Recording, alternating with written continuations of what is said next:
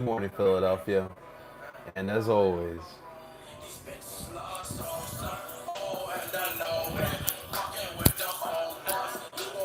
how about Edmundo Sosa with back-to-back great games against the Miami Marlins at back-to-back days? The whole city of Philadelphia is coming for Rob Thompson's head. Where's Bryce's stat? Why aren't you putting stat in there? He's a young kid. You're supposed to put him in there. Look at the batting averages. And Rob Thompson went against what the baseball heads would tell you to do today, to go up against the analytics and put in an Edmundo Sosa, because fact is he's better against lefties, and the Miami Marlins are obviously heavy with the lefties. And what happens? He delivers for you on back-to-back days. This one, I still had the little bit of the scare factor where they had you at the edge of your seat and you're wondering if, in fact, that the Miami Marlins would again come back on you, which, again, it hasn't happened a lot this year. But we do know the history of these two teams. And for the Phillies, it continues being somewhat of a confidence boost. Is this the bats are still slowly like trying to wake up from being just beat down in the West Coast, and this is what you want. And remember, the Miami Marlins are still a team who still feels if they have a chance in the wild card. And although a lot of people do have some ill words towards Don Mattingly, which I've even come at Don Mattingly this year as well, he's still a good manager and he still gets something out of his players. So to me, this is what you needed to do against the Miami Marlins. Just like what we talked about yesterday at CBP, talking about Tuesday night's game. You just need to take care of business right now. You're slowly getting your confidence built. The good teams take care of the likes of the Miami Marlins and hopefully our next opponent, the Washington Nationals. But at least you guaranteed yourself a series win here with Wednesday night's victory. And let's just keep the ball rolling here. Let's just keep the ball rolling, and let's continue beating down on these fish. But welcome everybody. We're back on the big green chair. Of course, I'm your host Parcero Philly, and this is Phillies game recap. We're live, but we're not live after last night's game. We'll more likely be live again tonight. We'll keep you guys up to date, but we do have Duke by the River here tonight as well, so it might be a doubleheader. But we're gonna have a busy day. A lot of Philly sports. You got some Sixers talk. You got the Eagles in first game week of the season. The Union heading up against Orlando at home on Saturday, as Orlando yesterday won the U.S. Open Cup. So congratulations, Orlando. You got yourself your first hardware. But welcome, everybody. I want to thank everyone for tuning on in real quick. Keep dropping your comments, questions, and concerns in the comments section. Let's interact. Let's talk some Phillies baseball. It's a fun time to talk some Phillies baseball. But heading into this game, you're wanted to continue building off what you saw against the Marlins on Monday, and Tuesday. I'm sorry, we did still see a little bit of rain. That was a little bit of a factor, but not as much as Tuesday. Still a chilly night. Still kind of empty ballpark, which I do know it's tough with the season. I do know that. I'm sorry, I know it's tough with the weekday, but I do also know that a lot of schools getting started in a lot of areas here in the Philadelphia area. So I do understand that, but still a little bit of an empty ballpark. But heading into this ball game, you obviously had, and I do apologize. I do realize in the last game recap, I did say that Ranger Suarez was going to go up on the mound. It was actually Bailey Falter who went up on the mound. Same lefty. Tough to remember who was going to start today on Wednesday, being at the ballpark, not having the information in front of me. But Bailey Falter got to start today against Trevor Rogers, who's a solid pitcher. He's gotten some good starts against us as well. But this one would start in the favor of the Miami Marlins, who in the top of the first inning, Joey Wendell will get a force out that would score in Charles LeBlanc, and that would get the Marlins up 1-0. That was a tough first inning for Bailey Falter. You got two singles to start off the inning, and then Joey Wendell, off of one out, was able to get Joey Wendell out. Some good base running there by the Miami Marlins. And, one thing to know about Bailey Falter, I do really commend him for the way he's kind of turned around guess we could say his trajectory with this baseball team. He was essentially the sixth starter. They used him because he had some starter experience and they needed some depth pieces, but you always had the feeling that, crap, Bailey Falter's on the mound. This is not going to go in our favor. But he's kind of turned that around. He's throwing more conviction. He's got a lot more confidence as well. And I think that this is all things that have boasted well for Bailey Falter as of late. But the one thing I will say, when you're a pitcher that relies a lot on your fastball, it could get really dangerous. And for Bailey Falter, not the cleanest of outings here today, but it's always something to keep of note. Phillies would remain scoreless until we get to the bottom of the third inning, where the Phillies bats would wake up just a little bit. Matty V had himself a solid ball game. He starts off the bottom of the third with a double, and then we move to Edmundo Sosa with 1 out, getting the magic started yet again, hitting a ball deep to left field, similar to where he got that home run yesterday. And that would be a 2-run home run shot for Don Edmundo Sosa, and that would put the Philadelphia Phillies on top just like that. Edmundo Sosa, man, you could clearly tell he is playing with confidence, but we are not done with Edmundo Sosa. Edmundo Sosa there.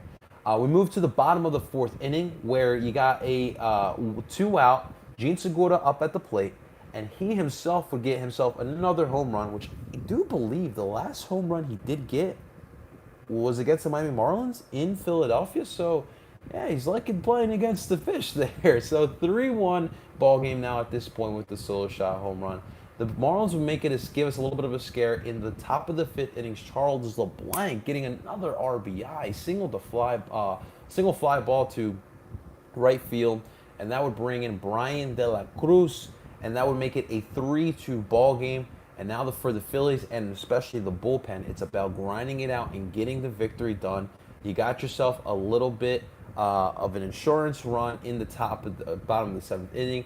Edmundo Sosa, yet again, not only hitting a home run, but also hitting a double, just like on Tuesday night. It's like exactly the same performance that he had on Tuesday night. That bad boy would bring in Matty V, who also had a big game as well. The Marlins would tack on one more in the top of the ninth inning off of a home run from Jacob Stallings. But in the end, the Phillies with just enough hitting, all right, because they still got 8 hits. I still need a little bit more in that department. Pitching was solid. I mean, Bailey Falter today or on Wednesday night went 5 1/3 innings pitched. He did allow seven as well. So not a bad outing here for Bailey Falter. And you got some solid pitching. I thought the bullpen did a solid job as well. You had some nice defensive plays. And then, of course, if you're going to talk about the defensive plays, you have to mention JT Realmuto. When will this league learn? Like, at what point will this league learn to not steal second on JT Realmuto? He's like 80%, 85% of getting guys out at second with that pop time that he has as well. And the one with Edmundo Sosa getting Blade out, dude, that was an inaccurate throw from JT, which typically is, right? Gets the ball, and then he's freaking looking like Spider-Man out there. He's got gets the ball in the air. He puts his hand down. He's got like his legs up in the air, and he gets Blade out. Dude, he had to have jumped at least like 7 foot 5 inches, and still got down and got Blade. And I don't know how Blade just freaking dropped to the ground. But at some point, teams need to realize to not steal on JT Realmuto. Even a guy like Ozzy, I remember with the game, what was it, like in June, we were in Atlanta, JT Realmuto gets Ozzy Albies twice at second. And listen, Ozzy Albies is a really solid stealer. He's got some speed as well. And yet JT got him twice, and he got some more tag outs here today. He is just absolutely ridiculous. But Edmundo Sosa looking great again. Dude, he went, 2 for 4 on Tuesday night, 3 for 3 here on Wednesday night, providing some serious offense at the 9-hole. Now, the one thing I will say, because Edmundo Sosa again was great, was clutch, 3 RBIs, provided 75% of your runs here on the night, really been the surprise piece. When everyone is just wondering why Bryson Stott is getting played out there, you got to trust Rob, being a manager in sports, but specifically in this sport, instinct is so important, and you have to trust it. You have to trust yourself as a manager, because if you don't, these guys won't trust you. And he trusted Edmundo Sosa, and I too was questioning why he's putting him out there. But the proof is in the pudding. And here's the thing, matchup-wise, this is much better than putting Bryson Stott, who's been struggling against lefties. And number two, he's stepping up. Like, Edmundo Sosa is taking the situation and making the most of it. I didn't think he had this bad. Dude, he's swinging effortlessly. He's like 8 for 10 in his last 3 games. It's crazy what he's doing right now. And when you think about playoff baseball, championship baseball, these teams always find a diamond in the rough who can step up. Now, no one is saying that the Phillies are going to go on off a playoff run, but crazier things have happened before. And having guys like Sosa, Matty V, Bryson Stott, Bailey, Falter, those type of dudes stepping up, not just your Rhys Hoskins, your Bryce Harpers, your Kyle Schwarbers, your Castellanos, but having those role pieces, those role players. What do we kill the Sixers on? What did the Sixers improve upon on this offseason? Role players. Anyone can acquire a star player. The Colorado Rockies have a star player right now. I mean, we could debate that if you want to put Chris Bryant in that category or not, but in my opinion, the dude has shown star player stuff. He's on a bad team, and it's clear because he can't even carry that team. It's easy to acquire star players, but to find a complete team, to find those role players, those guys who are okay with being a role player, and to step up when someone needs to step up the most, it is so hard to find. And having a manager like Rob Thompson to instill some trust in you is so big too. But here on tonight, you like the bottom portion of this lineup. I mean, we can even go to the 6th hole. Segura at the 6th, Vierling at the 7th, Marsh at the 8th, which really didn't do much here today. Sosa at the 9th. That provided you a lot of offense on the day. Segura with the big home run. Matty V 2 for 3, I'm sorry. Edmundo Sosa 3 for 3. And typically that would set up the top of your lineup perfectly. Now, the top of the lineup has been struggling. Kyle Schwarber striking out yet again, looking like the May and April Kyle Schwarber at the moment. Rhys Hoskins only with 1 for 4 here today, did get strucken out. And of course, Alec Bowen 1 for 4. He's been quiet as of late, but Bryce Harper is the real concern for myself. 0 for 3 in this one, and it just kind of feels like he's just trying to get back into form, right? And then that definitely takes some time, and can't really kill him for that. But we are at September 8th, and this is the time to do it. So I'm going to give Bryce Harper some time to figure it out. And for those who are arguing that you need to put Bryce Harper back in his spot, I don't think that really matters. I really don't. I think right now, I mean, Bryce Harper is someone you could bat 9th in your lineup, and he's still going to produce for you. He's just a baseball player. He just wants to win. He just wants to play. He's just really good at baseball. He's got to get back in the groove of things. I mean, he's got an aggressive-ass swing. When you watch Bryce Harper swing, tell me your back doesn't hurt watching him go through that motion. Because I'll tell you what, when I watch him go for a swing, I'm little, dude's got a lot of torque. And I am curious how that finger is holding up. I mean, we all know how Bryce Harper plays now. It does help that he's not out there on the field, but I do wonder how that feels. I do wonder if he's going through maybe a transition, trying to, just take on the pain, manage the pain, if there is any. How much is there?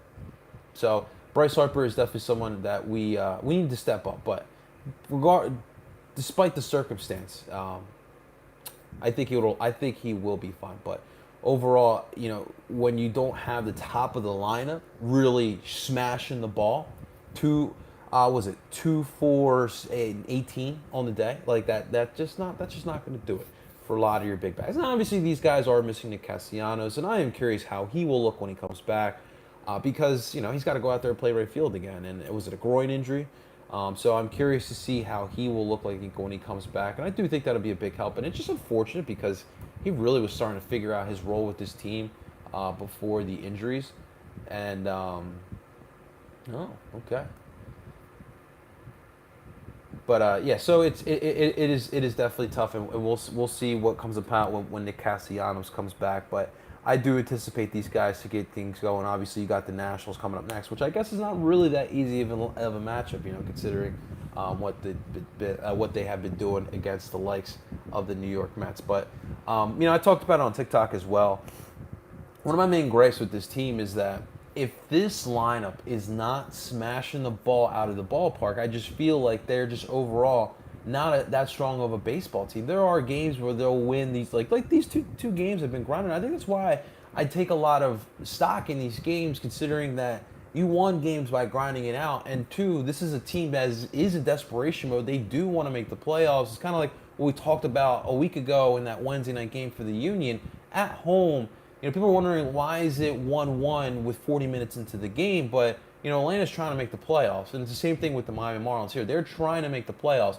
This isn't going to be a 10-1 baseball game. These guys are going out there and giving it their all. So finding a way to get that win despite the Marlins in the form that they're at. And I thought that Trevor Rogers was pretty solid as well. We got him on a couple of bad pitches, on some off-speed pitches as well. And I think that the Phillies just really did a good job of taking advantage of the situation and just showing that this is our season.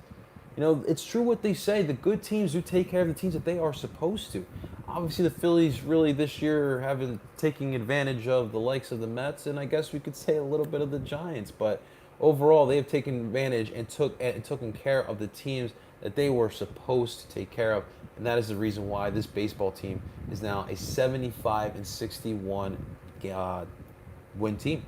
And we're on September 8th, ladies and gentlemen. There's plenty of baseball.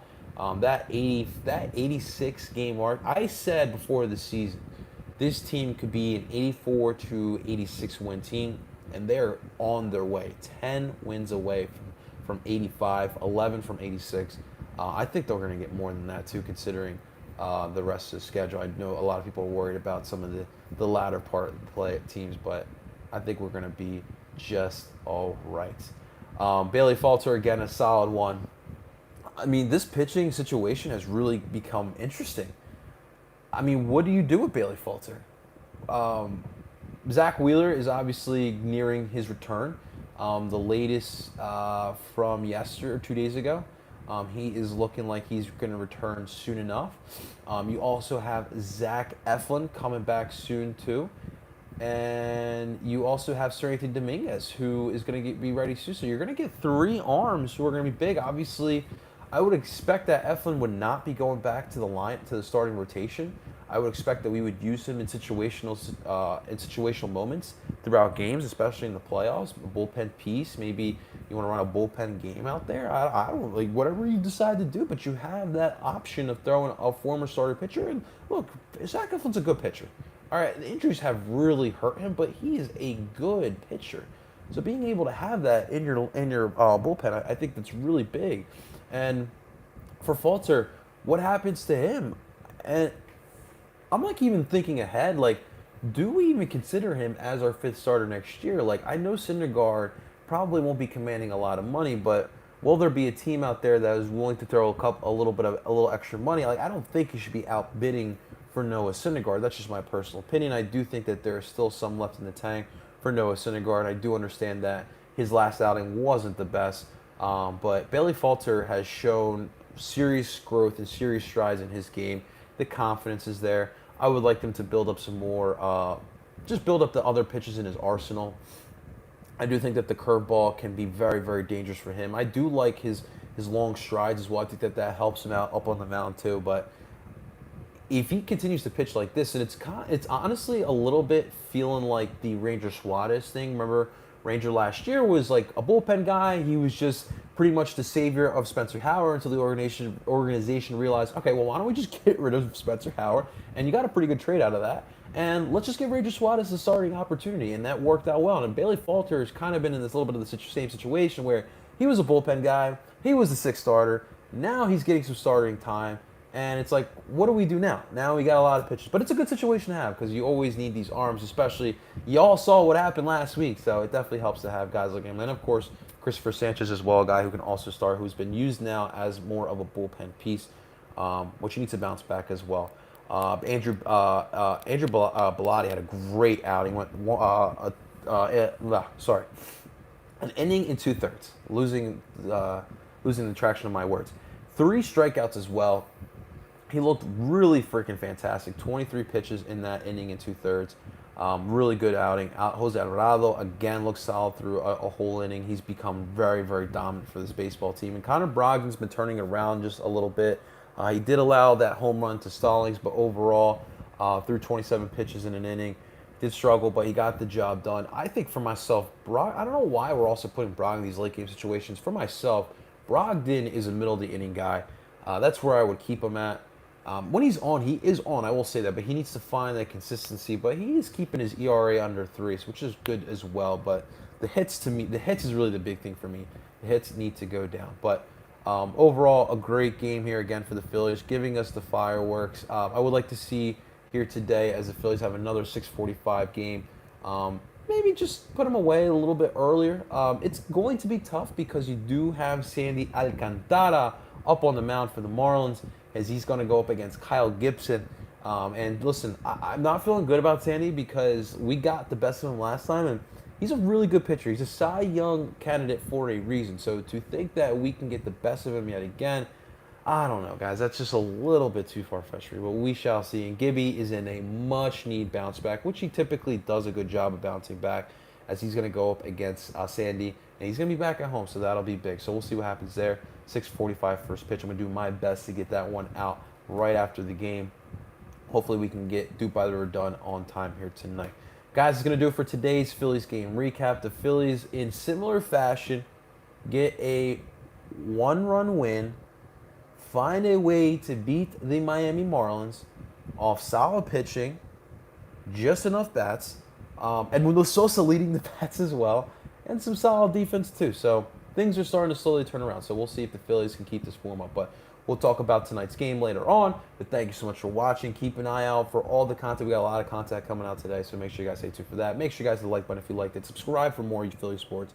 And as always, I go by the name of El Parcero Philly, and I'm telling you guys, let's go Phils.